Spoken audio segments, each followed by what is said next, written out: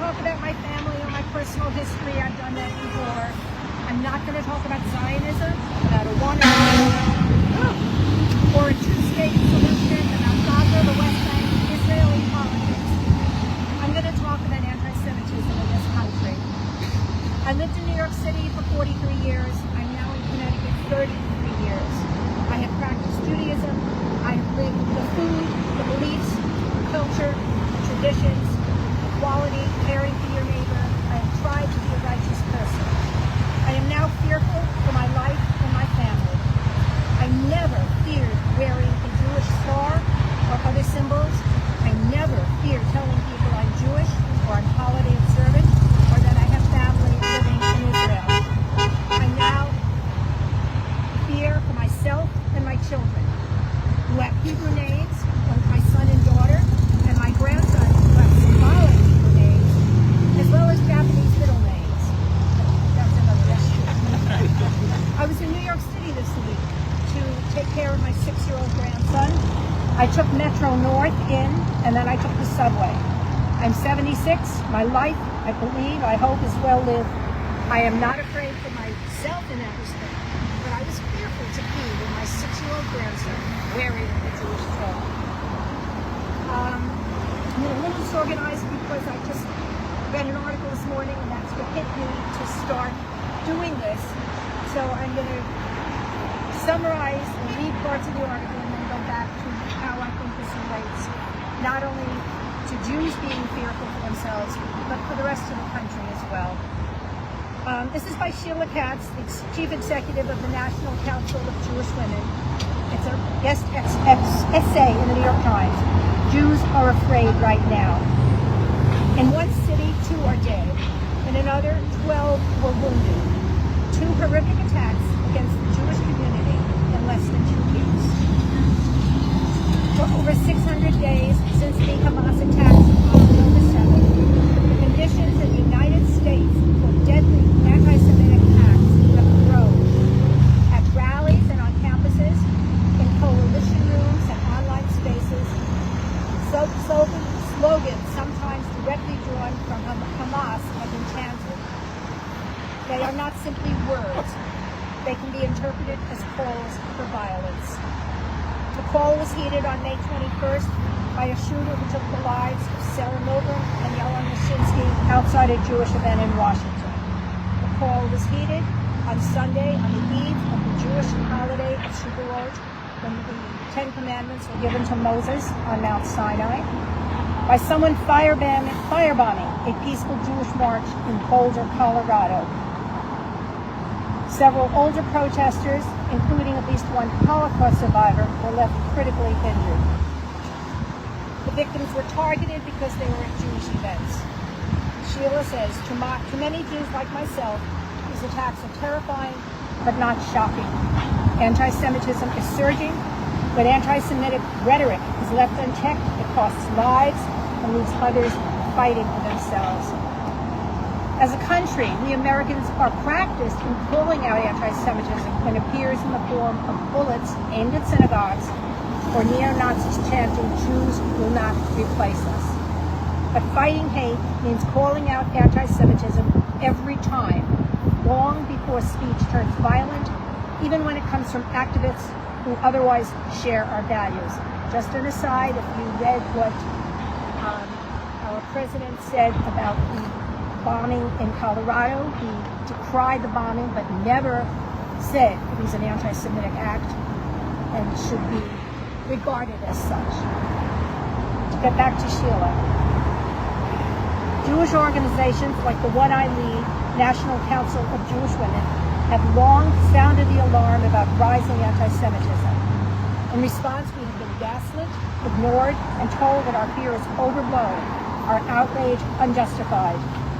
Among many groups that have fought to secure and reclaim civil rights, voting rights, and reproductive rights, we have seen anti-Semitism dismissed as not bad enough to matter.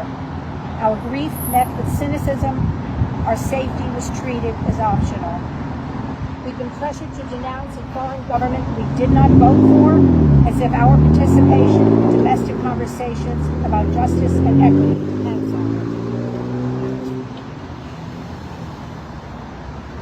position on this war on Israel does not affect how extremists perceive us. To them, we are all Jews, and that alone makes us targets for hate and violence. This is how anti-Semitism works. Anti-Semitism scapegoats Jews, depicting us as both invisible and omnipresent, casting us as powerless and convenient and all-powerful and controlling at other times. It isolates, allowing hatred against Jews to grow and fester. The person charged with Colorado's attack, according to an FBI affidavit, told the police that he wanted to kill all Zionist people and wish they were all dead. Ask any Jew in America. I don't know that I could do this, but I'll say it. We know where the exits are when we walk into Jewish spaces. We often are entering Jewish spaces with bags that have to be checked. This is part of Jewish life, the way others know airport security. And we know that at any moment, regardless of whether we have been among those working for peace, our identity as Jews makes us targets for exclusion and violence. We need allies who show up not only when Jews are killed or attacked, but also when Jews are vilified. We need coalitions that make space for the complexity of Jewish identity. We need people to understand that standing against hate means standing with Jews, not only some of us, not only when it is easy, not only when we are grieving. You only show up for Jews in the wake of violence, and not in every instance of anti-Semitism. You are not standing against hate. You are standing by. I've spoken more, and this is myself, I've spoken more on Jewish connection to anti-Semitism because that's what I know, my fear. But ultimately, our government is weaponizing anti-Semitism by depriving universities of funding, aiming at anti-Semitism, by disallowing foreign students in the name of anti-Semitism, when really it promotes anger at Jews. It increases anti-Semitism, it equates Zionism with anti-Semitism. Ultimately, it affects us all, Jews and non-Jews alike. Money, universities, immigrant and foreign-sounding names are targeted, personal appearance, foreign worship are all targeted. Recently, I wrote this morning in a hurry after I read Schuler's article, so forgive me, I don't have the name, but recently a congressional representative, woman, insulted, and I use the word, it's a small word, a chaplain inappropriately for saying he was Muslim, when in fact he was a respected Sikh chaplain. And then when she was told he's not Muslim, she apologized for calling him Muslim, but never corrected and apologized for dismissing him, to make a small word. If we have time, I have one more thing to show you. Those of you who know Heritage Village know that we have different exhibits in the main activities building. And right now they're running an exhibit by the Quilting Club, which is outstanding, outstanding, beautiful work. And my husband and three of his colleagues came out of the computer club room this Tuesday and were looking at the quilts, and one of the guys started taking pictures, and as he was taking pictures, he did a double take, and he was taking a picture of this quilt.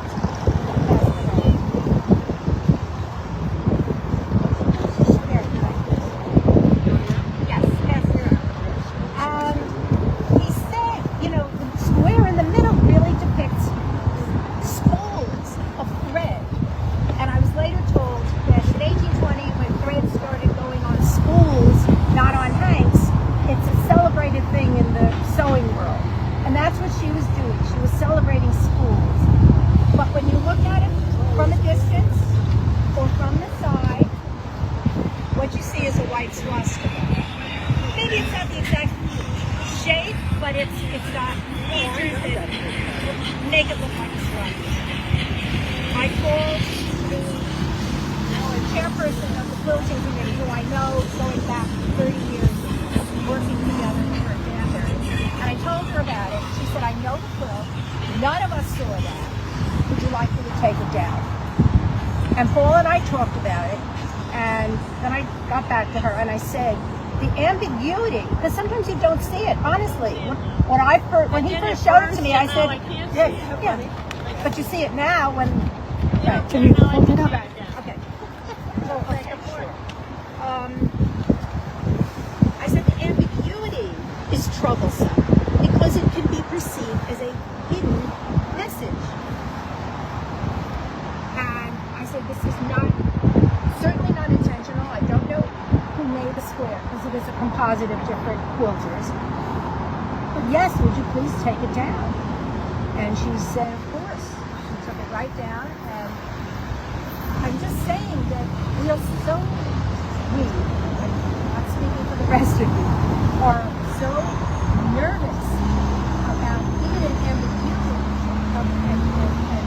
but we have to be realistic. And so that's where I am. Thank you. Okay? I just want to say, that is a very old pattern. Yes. You will see it in a lot of handmade textiles. I know. It was an image among Native Americans. Yes. It's an image on Masada, which is a mountain in Israel. There